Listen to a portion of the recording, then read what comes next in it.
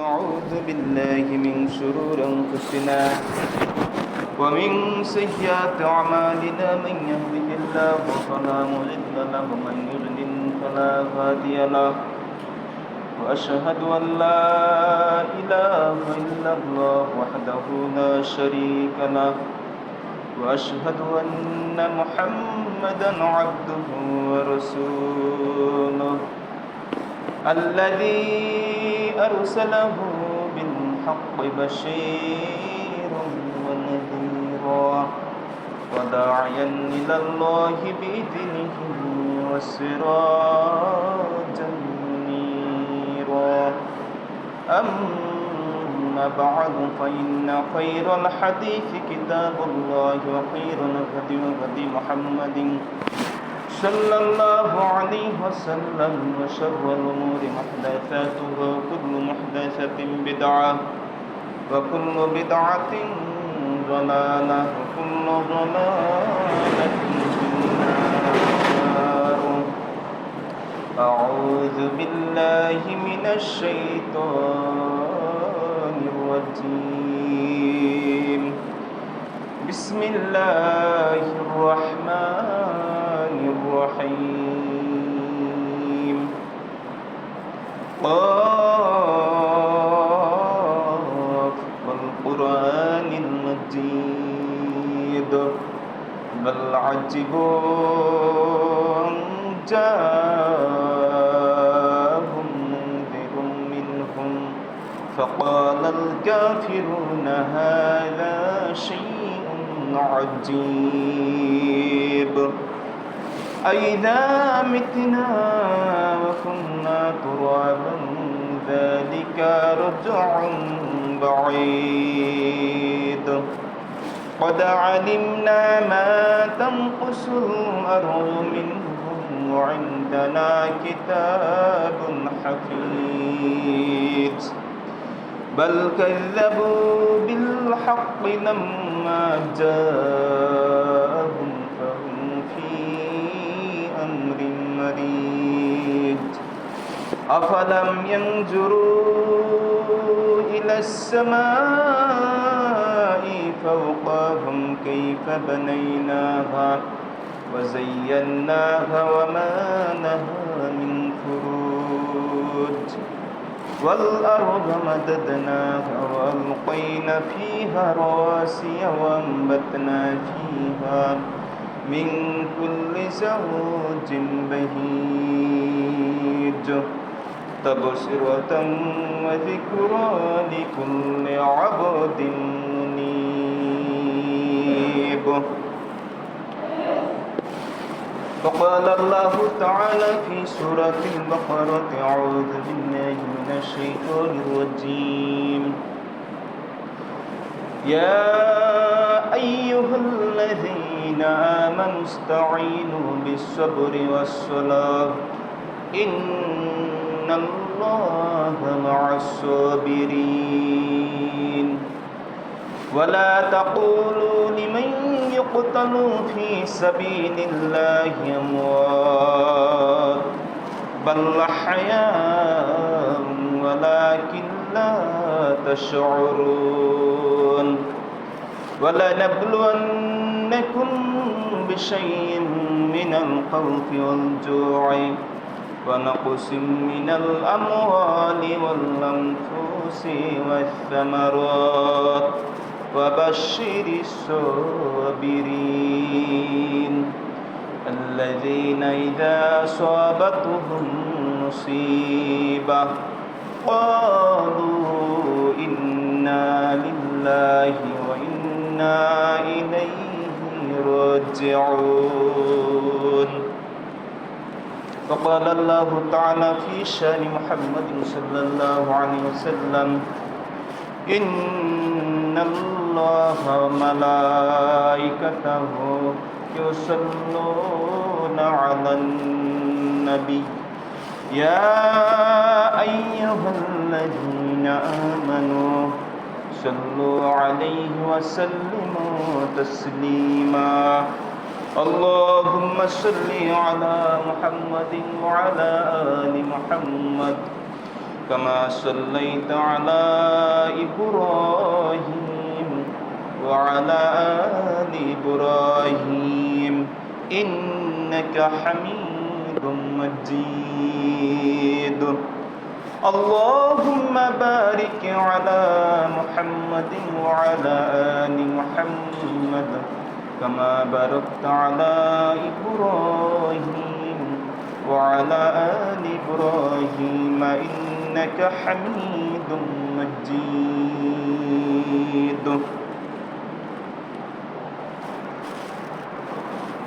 আলহামদুলিল্লাহ, সমস্ত প্রশংসা, গুণগান, তারিফ একমাত্র মহান আল্লাহ তাআলার জন্য, যে আল্লাহ তাআলা আমাদেরকে দুনিয়াবী জীবনে সকল বিপদ আপদ থেকে মুক্ত রেখে, দুঃখ কষ্ট থেকে বা সাময়িক দুঃখ কষ্টের মধ্যেও আল্লাহ তাআলার রিজা সন্তুষ্টির জন্য আল্লাহ তাআলার মসজিদে উপস্থিত হওয়ার যে সুযোগ আল্লাহ দান করেছেন, আমরা আল্লাহর শুকরিয়া জ্ঞাপন করছি আলহামদুলিল্লাহ। এবং রাসূলের উপর দুরূদ সাল্লাল্লাহু আলাইহি ওয়াসাল্লাম। আজকের খুতবার বিষয় হচ্ছে বিপদে আপদে ধৈর্য ধারণ করা। যে কোনো আল্লাহ তাআলার পক্ষ থেকে যে কোনো বিপদ, বন্যাই হোক, মহামারী হোক, আসমানি বিপদ, জমিনি বিপদ, সকল বিপদে ধৈর্য ধারণ করা আর ধৈর্যের মাধ্যমে সালাত আদায় করা। তো মহান আল্লাহ তাআলা বলছেন, ইয়া আইয়ুহাল্লাযীনা আমানু, হে ঈমানদারগণ, ইস্তাঈনু, তোমরা সাহায্য চাও, বিসসবরি ওয়াস-সালাত, ধৈর্যের মাধ্যমে, সালাতের মাধ্যমে। ধৈর্য এবং সালাত ছাড়া আল্লাহর কাছে সাহায্য চাইলে এটা কবুল হওয়ার সম্ভাবনা খুবই ক্ষীণ। তা আল্লাহ তাআলা এই দুটো শর্ত দিলেন। আগেই ধৈর্যের কথা বললেন, তারপরে সালাতের কথা বললেন। তাহলে বিপদে আপদে, বন্যায়, আজকে দক্ষিণ অঞ্চলে যে বন্যায় জর্জরিত, বিশেষ করে সিলেট, চট্টগ্রাম, কক্সবাজার এই জেলাগুলো, কত কষ্টে তারা জীবনযাপন করছে। অনেকে না খেয়ে দিনাতিপাত করছে। অনেক সাহায্য সহযোগিতা আল্লাহ তাআলার বান্দাদের মাধ্যমে পৌঁছছে, না পৌঁছাবে, কিন্তু অনেকেই পাচ্ছে না। অনেকেই তার আগেই এই দুনিয়া থেকে না খেয়ে বা যেভাবে হোক আল্লাহ তাআলা তাদেরকে নিয়েছে। লাশগুলোকে দাফন করারও সুযোগ হচ্ছে না, বিভিন্নভাবে ভাসিয়ে দেওয়া হচ্ছে। এই যে বিপদ আপদের মধ্যে মানুষ পতিত হয়, এগুলো কেন হয়? আল্লাহ যেমন বলছেন যে তোমাদের নিজেদের দুই হাতের কৃতকর্মের ফলে এই বিপদগুলো আসে। আসলে বিপদ মানুষের পাপের ফলও বটে হয়। আজকে যে জামানায় মানুষ বিপদে পতিত, আবার একই অঞ্চলে দেখেন বৃষ্টিতে ভিজে ভিজে কাফেরদের, ইহুদি খ্রিস্টানদের খেলা দেখে, আবার তাদের খেলা দেখে তারা আনন্দ উল্লাসে ফেটে পড়ে। আবার তাদেরই কিছু অংশ আবার ফিলিস্তিনের পক্ষে খুব জিহাদের ডাক দেয়, কিন্তু তাদেরই সন্তানরা বা তাদেরই বংশধররা আবার ওই ফিলিস্তিনিদের শত্রুদের খেলা দেখে।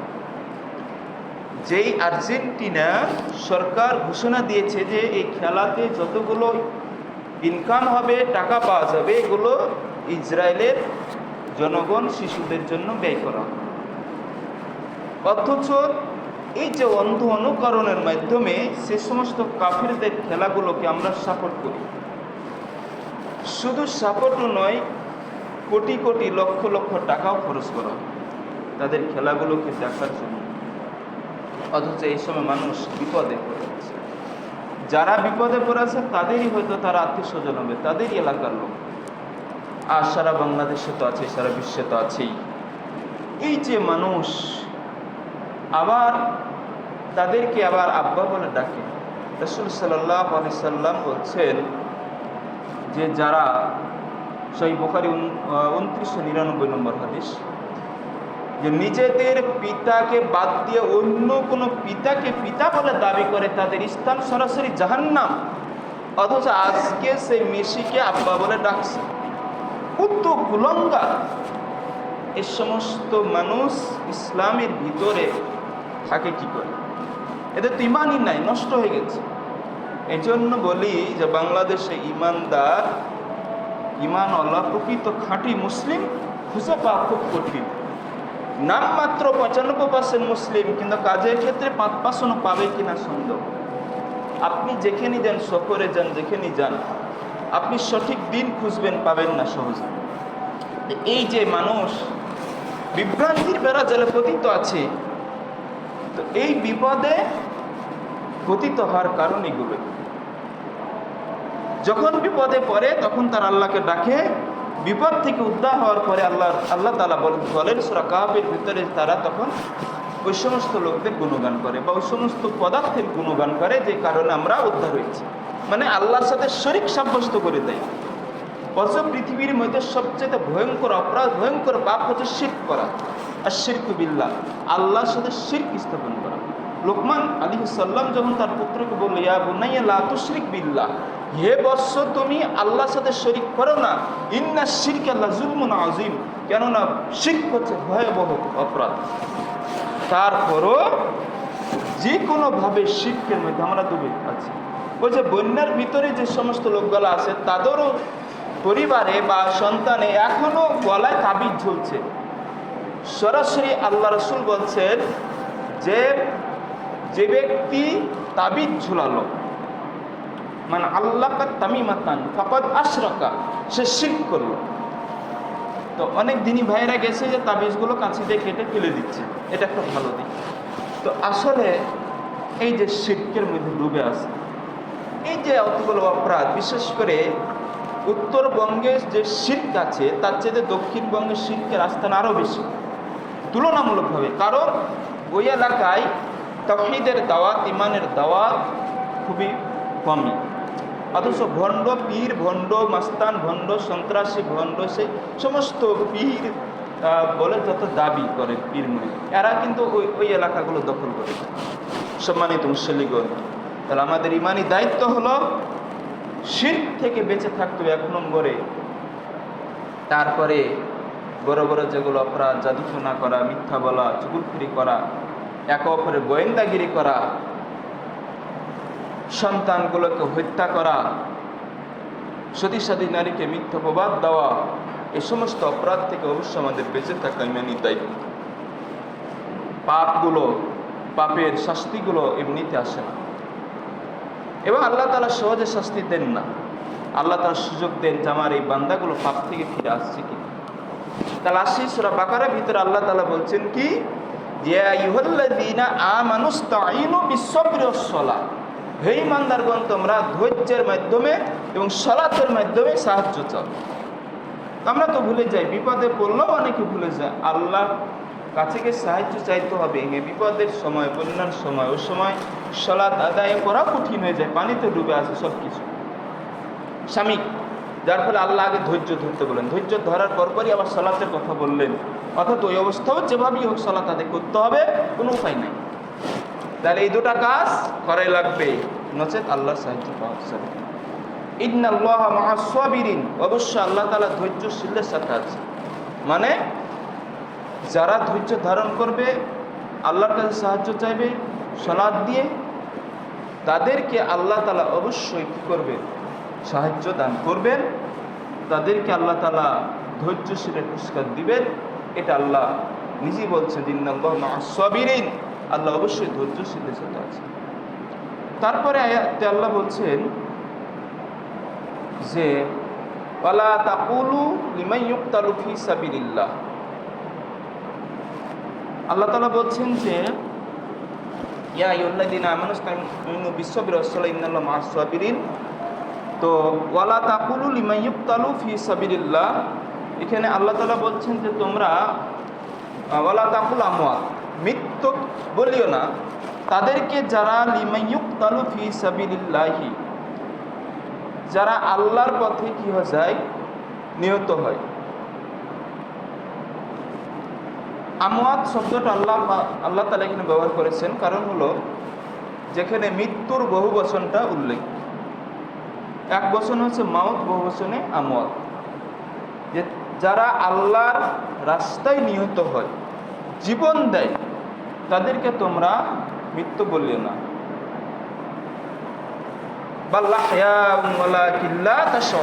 বরং তারা জীবিত, কিন্তু তোমরা বুঝো না।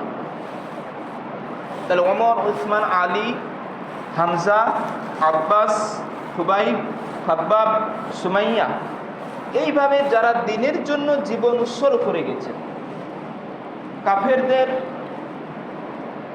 নিকট তারা তাদের জীবনটাকে উৎসর্গ করেছে আল্লাহর জন্য, কাফেররা তাদেরকে হত্যা করেছে, এদেরকে বলা হয় শহীদ, মানে সাক্ষ্য দানকারী। এরা আল্লাহর জন্য সাক্ষ্য দিবে, এবং এদেরকে গোসল ছাড়াই দাফন করা হয়।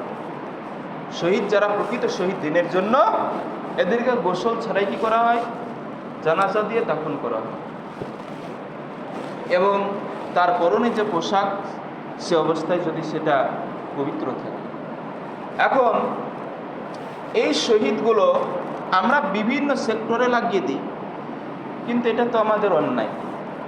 যেখানে সেখানে আরবি একটা প্রতিশব্দ, কোরআনের ভাষা, রাসূলের হাদিসের ভাষা যেখানে সেখানে ব্যবহার করার ইসলাম অনুমোদন নেই। একটা হিন্দুর ক্ষেত্রেও শহীদ শব্দ ব্যবহার করা হচ্ছে, এটা দুঃখজনক বিষয়। হিন্দু কি করে শহীদ হয়?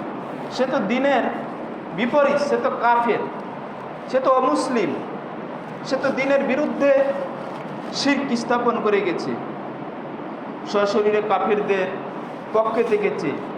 যদিও সে মুসলমানদের সাথে সরাসরি কোনো যুদ্ধাস্ত্র অংশগ্রহণ নাও করে, কিন্তু সে তো ইমানি আকিদা থেকে সম্পূর্ণ বিপরীত ছিল, সে কি করে শহীদ হয়? আমাদের ইসলাম সম্পর্কে, কোরআন হাদিস সম্পর্কে ধারণা থাকার কারণে এই সমস্ত ব্যক্তিদের জন্য শহীদ বলা হয়। রাষ্ট্রের জন্য জীবন দিতে পারে। আল্লাহ রাসূল সাল্লাল্লাহু আলাইহি সাল্লাম যে সমস্ত সত্য দিয়েছেন শহীদ হওয়ার জন্য, সেগুলো আগে করতে দেখতে হবে আসলে সেই কাতারে সে সামিল হয় কিনা, সে পর্যায়ে সে পড়ে কিনা। কোনো মুসলিম ব্যক্তি যেমন আগুনে শহীদ হয় বা মৃত্যুবরণ করে আগুনে পড়ে, মুসলিম, সে একজন ইমানদার, মুত্তাকি, খাঁটি দিনদার, সেই আকীদার লোক, এই ধরনের লোক যদি আগুনে পুড়ে মারা যায়, তাহলে তাকে সরাসরি শহীদ বলা যাবে না। কিন্তু আল্লাহ রাসূল শহীদের মর্যাদার কাছাকাছি বলেছেন, হাদিস দ্বারা প্রমাণিত। কিন্তু যে কেউ পুলিশের গুলোতে বা সাধারণ কোনো মার্ডারে যদি মারা যায়, তাহলে তাকে শহীদ বলা যাবে না, তাকে সরাসরি নিহত বলতে হবে। এখন যারা আসলেই 5ই আগস্ট যারা জীবন দিয়েছে, যে সমস্ত ছাত্ররা, তাদের মধ্যে যারা মুসলিম ছিল, শুধু মুসলিম, তাদের ক্ষেত্রে আমরা বলতে পারি, তাদের জন্য আমরা এইভাবে দোয়া করি, আল্লাহ যেন আসলে তারা যদি ঈমান নিয়ে দুনিয়া থেকে যেতে পারে, আল্লাহ যেন তাদের অতীতে যত শিরকি, যত রকম গুনাহ করেছে, আল্লাহ যেন মাফ করে, ক্ষমা করে।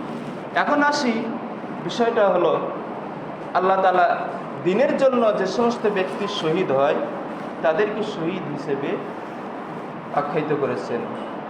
পানিতে ডুবে যে মুসলিম ব্যক্তি বা মুমিন ব্যক্তি মারা যায়, তাকে রাসূল সাল্লাল্লাহু আলাইহি সাল্লাম শহীদের কাছাকাছি বলেছেন। এখন এরপরের আয়াত আল্লাহ তাআলা বলেন যে ওয়ালা নাবলু আন্নাকুম বিশাইয়্যিম মিনাল খাউফি ওয়াল জু', আমি তোমাদেরকে অবশ্যই পরীক্ষা করব। কি দ্বারা? তোমাদেরকে খৌফ দ্বারা, ভীতি দ্বারা, আর ক্ষুধা দ্বারা পরীক্ষা করব, আর কিছু ফলমূল দ্বারা পরীক্ষা করব। অসামারত, তাহলে ভয়ভীতি, ক্ষুধা, ফলমূল দ্বারা, আর হচ্ছে সম্পদ, এই 4টা বস্তু দ্বারা তোমাদেরকে পরীক্ষা করব। ওয়াবাশশিরিস সাবিরিন, হে রাসূল তুমি তাদেরকে সুসংবাদ দাও যারা ধৈর্যশীল। তাহলে যারা ধৈর্যশীল, এদেরকে সুসংবাদ দিতে আল্লাহ তাআলা বললেন। তাহলে এখানেও ধৈর্যশীলদের কথাটা চলে আসছে। তাহলে বিপদ আপদে ধৈর্য ধারণ করতে হবে, আল্লাহর উপর তাওয়াক্কুল করতে হবে, এই ছাড়া কোনো উপায় নাই। বিপদ যত বড়ই হোক, যত কঠিন হোক আর যতই ছোট হোক, সর্বাবস্থায় আল্লাহর কাছে সাহায্য চাইতে হবে, আল্লাহর উপর তাওয়াক্কুল করতে হবে, আল্লাহর কাছেই সব কিছু করতে হবে। কোনো ওয়াপাদত্ত কাফির মুশরিকদের কাছে নয়, মানুষের কাছে সাহায্য চাওয়া তো দূরের কথা, একমাত্র আল্লাহর কাছে সাহায্য চেয়ে আমাদেরকে বিপদ আপদ থেকে মুক্তি পাওয়ার জন্য বলতে হবে। এটাই আল্লাহ তাআলার পক্ষ থেকে শিক্ষা। মহান আল্লাহ তাআলা আমাদেরকে সেই শিক্ষা গ্রহণ করার তৌফিক দান করুন।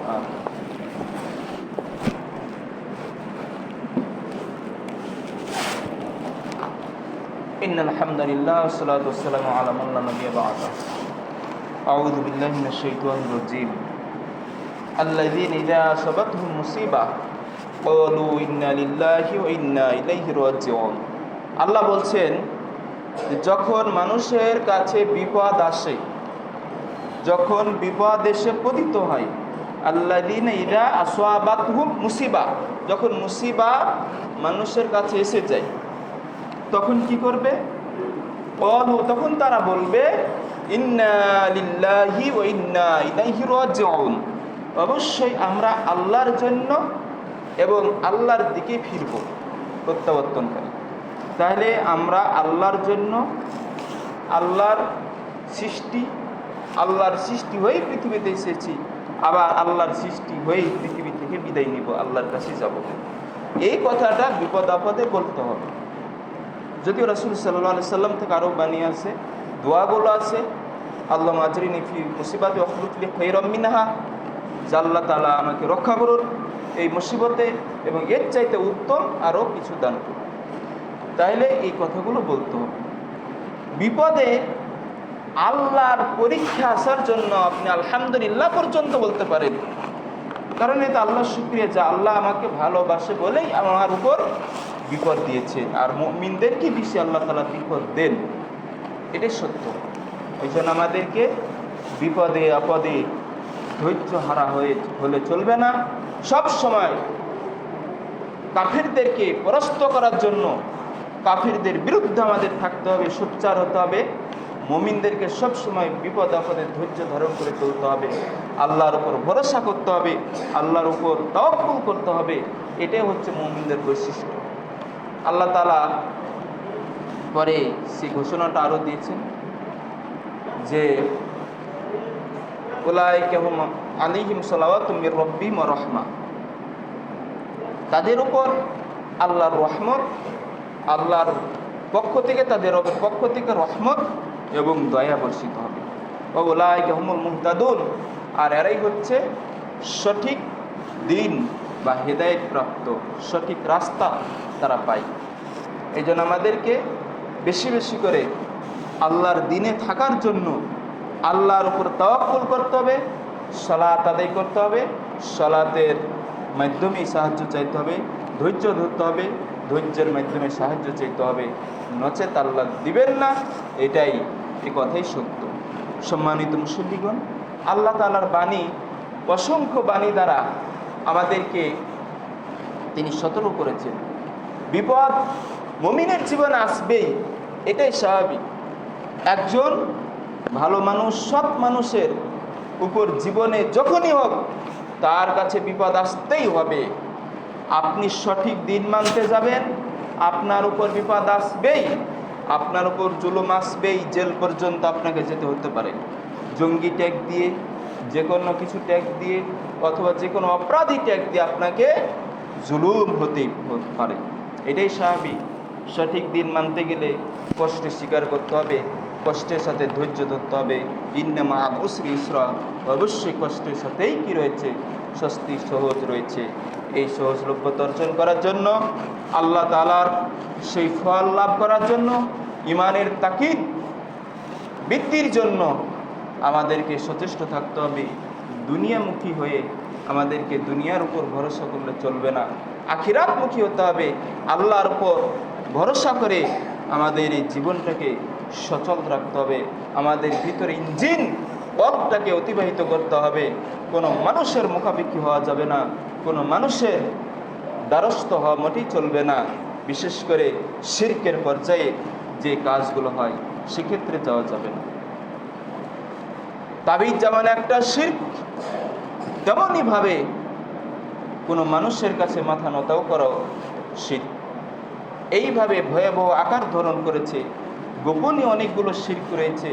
কথায় কথায় যেগুলো হয় যে মানুষ এই কাজ করলে এই কাজ হয়, এটা করলে অমুক হয়, ওটা করলে অমুক হয়, এইভাবে যে কথাগুলো সমাজে প্রচারিত আছে এগুলো সবই শিরকের অন্তর্ভুক্ত। কিন্তু তাবিজ আর আল্লাহ ছাড়া অন্য কারো কাছে মাথা নত, এগুলো হচ্ছে শিরক আকবার, সবচেয়ে ভয়ঙ্কর বড় শিরক। এর কাছে মোটেই যাওয়া যাবে না। আমাদেরকে সন্তানদেরকে লোকমান হিকমের মতো উচ্ছেদ করে যেতে হবে, হে আমার প্রিয় বৎস, তুমি শিরক করো না, কারণ শিরক হচ্ছে বড় অন্যায় জুলুম। এ থেকে তুমি অবশ্যই সতর্ক থাকবে। কারণ অন্যান্য পাপ আল্লাহ ইচ্ছা করলে তাওবার মাধ্যমে ক্ষমা করতে পারেন। শিরক কেমন ভয়াবহ অপরাধ, তাওবা করলেও ক্ষমা ভাবে এরকম গ্যারান্টি দেওয়া যাবে না। এই জন্য শিরকটা ছোট হোক বড় হোক, কোনো শিরককে আমরা প্রশ্রয় দিব না। শিরকের সমস্ত শিকড় পর্যন্ত উপরে ফেলতে হবে। সমাজে শিরক দেখলে সেগুলো আমাদেরকে যথাযোগ্য সামর্থ্য অনুযায়ী প্রতিবাদ চালিয়ে যেতে হবে। শিরকের ভয়াবহ অপরাধ মানুষের আমলগুলোকে তছনছ করে দেয়, নষ্ট করে দেয়, ছাই করে দেয়। এগুলো আমাদেরকে সচেতন হতে হবে। মহান আল্লাহ যেন আমাদের সকলকে কবুল করেন, আমাদেরকে দিনের পথে সঠিক বুঝ দিয়ে আমাদেরকে ইমানকে